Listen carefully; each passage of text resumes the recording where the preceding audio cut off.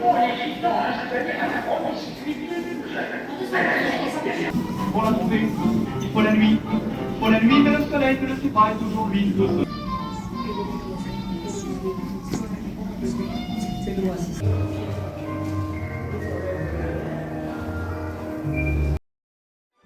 Dear friends, welcome to the magical world of Tintin, where adventure leaps off the page and into reality.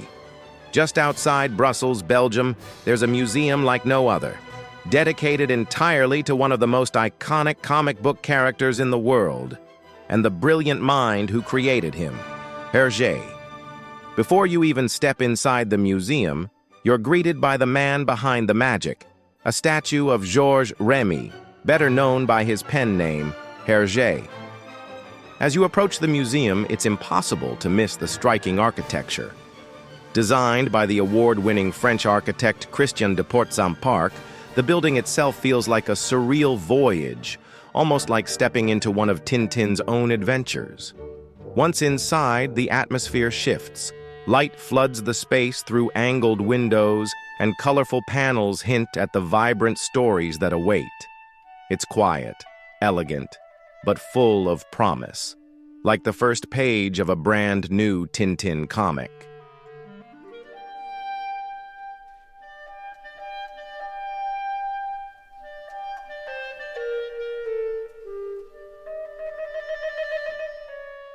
The journey begins not with Tintin, but with Georges Remi, the young boy from Brussels who would one day become Hergé.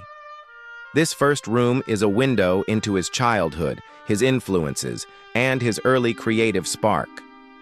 Here, you'll find his very first drawings, from playful sketches in the margins of school papers to the birth of his signature line style. Long before Tintin ever set foot on an adventure, Hergé was already crafting characters, telling stories, and dreaming in pictures.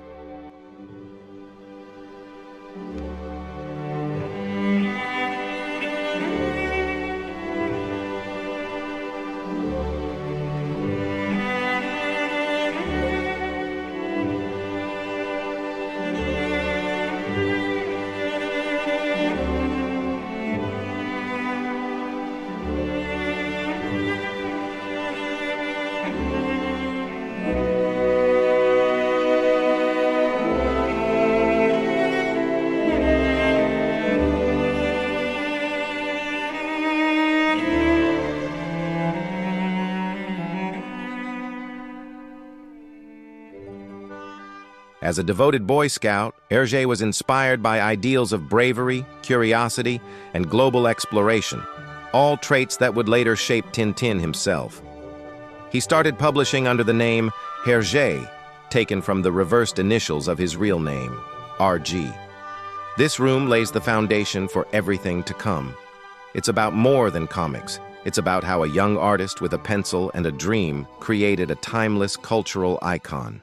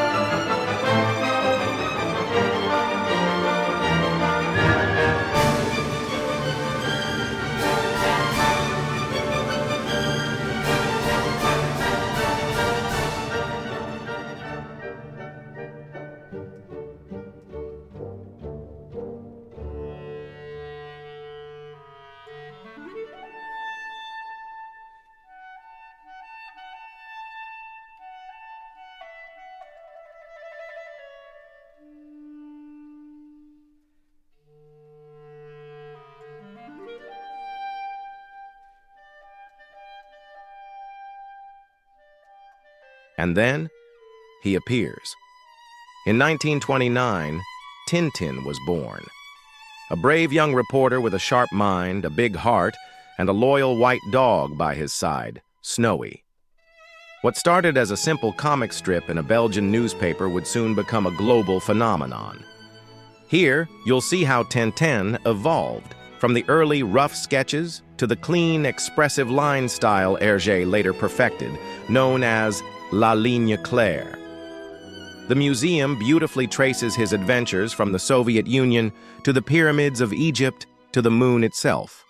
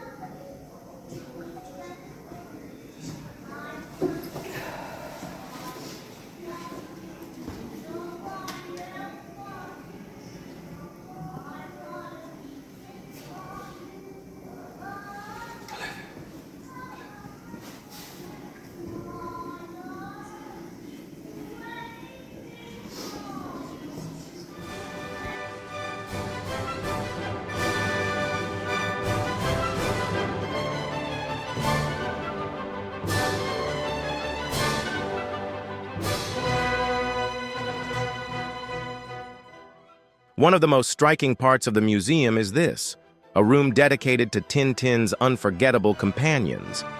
Each character brought a unique flavor to the stories, from Captain Haddock's booming voice and colorful curses to Professor Calculus's absent-minded genius. Together they form a family that spans continents and cultures. This room isn't just about nostalgia. It's about how Hergé used humor, personality, and human flaws to create deeply relatable characters that still resonate with readers today.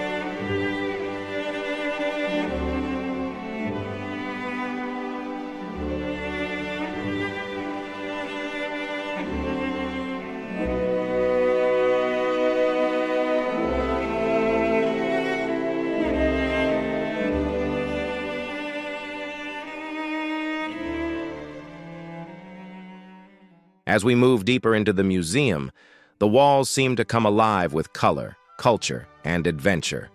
This section celebrates one of Tintin's most defining traits, his boundless curiosity for the world. From the pyramids of Egypt to the streets of Shanghai, the snowy Andes to the sands of the Sahara, Tintin was more than a comic hero. He was a window to the world. And through Hergé's detailed research and distinctive art, readers traveled too. Hergé was known for his meticulous documentation. Before sending Tintin to any new country, he pored over maps, books, photos, and even consulted experts. He believed every location deserved to be shown with authenticity, a radical idea for comic books at the time. The museum even features a global map, plotting Tintin's path across over 20 countries. It's a tribute to exploration, to learning through story, and to the belief that adventure can unite us across cultures.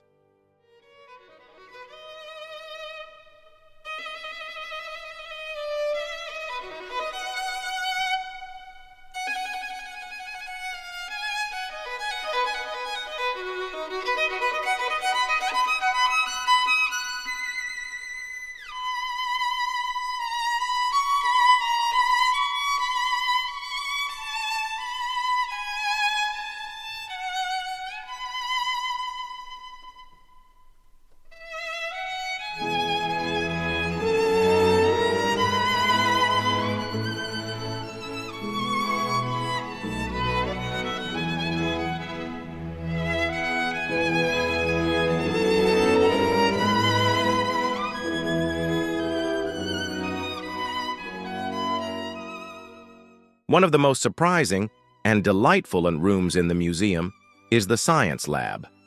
It's here that you realize Hergé wasn't just a storyteller, he was a visionary, deeply curious about science, technology, and the future. Long before the world watched humans walk on the moon in 1969, Tintin had already been there, in Destination Moon, published in 1953. Hergé's rocket wasn't just fantasy. It was based on real scientific research, including early German V-2 rockets.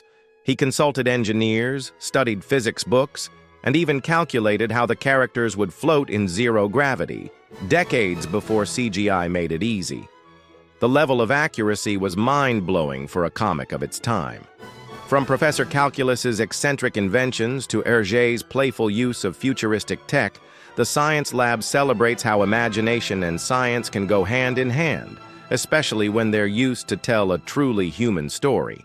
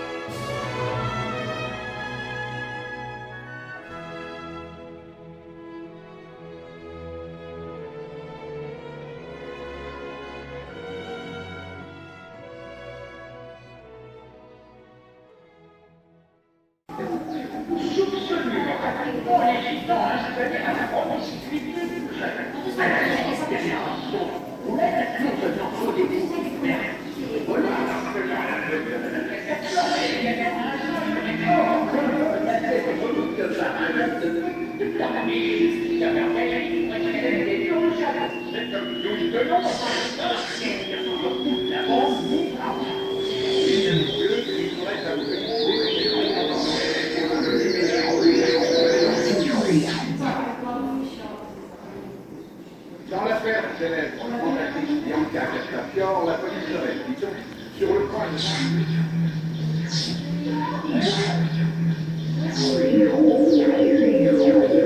Conseil de la grande cantatrice italienne séjourne actuellement au château de Louvain.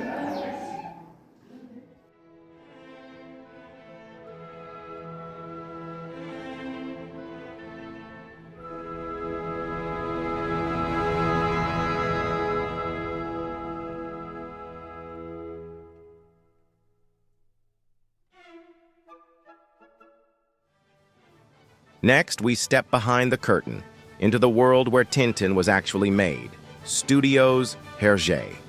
This is where ink met imagination, and where every line, every frame, every story came to life.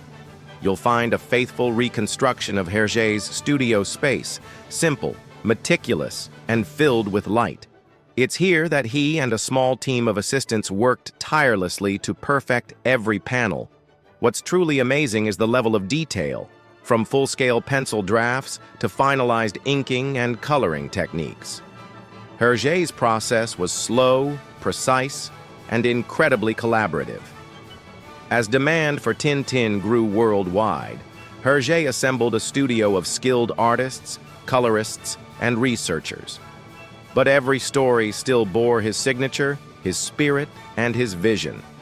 The museum houses over 80 original comic plates, living proof of the discipline and artistry behind what many dismissed at the time as just comic books.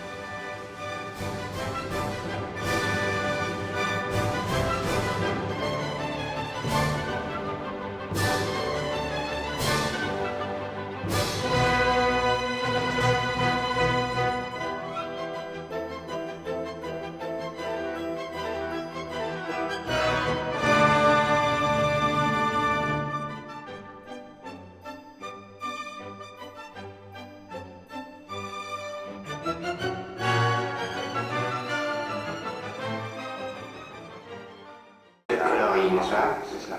Avoir vos collaborateurs et comme soin à ces dessins, on comprend fort bien que le monde du Tintin soit un monde de la minutie, mais je crois que c'est ce qu'exigent les enfants. De temps en temps, il y en a un boulot qui dit pourquoi ne change-t-il pas, pourquoi ne dit pas plongiste, enfin voilà. Ce personnage que les enfants ont accepté, qu'ils ont fait leur, est-ce qu'il lui écrit?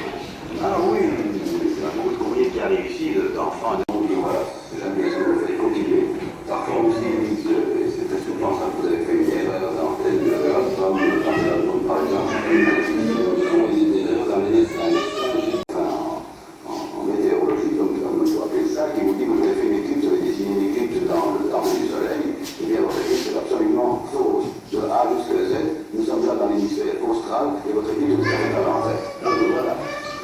Tintin, me semble-t-il, c'est pas un petit monde à la Balzac, je veux dire qu'on y retrouve 1000 personnages. Pourquoi à ce qui était à l'origine un duo, c'est-à-dire Tintin et nous avez adjoint le célèbre capitaine.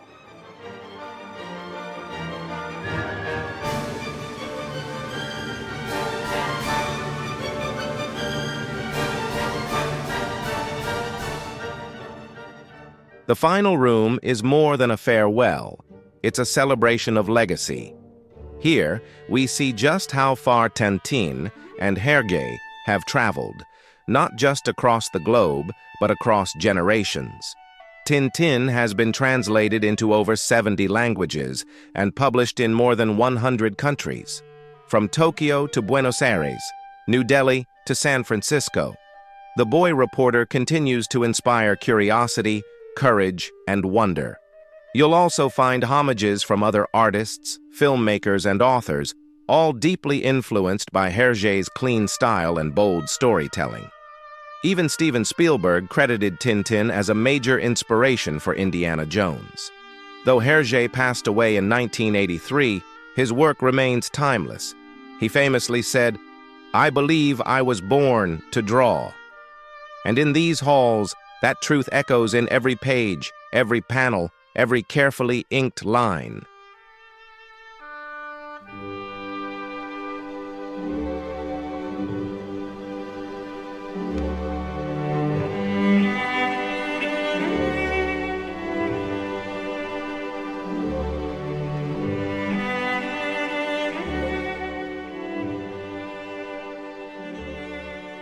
As the visit comes to an end, don't miss the museum's charming Souvenir Shop, a treasure trove for fans of all ages. From collectible figurines and art books to apparel, posters, and exclusive prints, it's the perfect place to take a piece of Tintin's world home with you. The Hergé Museum isn't just a tribute to a beloved comic. It's a journey through art, history, and imagination. If you ever find yourself near Brussels, this is a must-visit for any lover of storytelling and adventure. Thanks for exploring the Hergé Museum with me, a place where imagination meets history. See you again on my YouTube channel, Unscripted Days. Safe travels.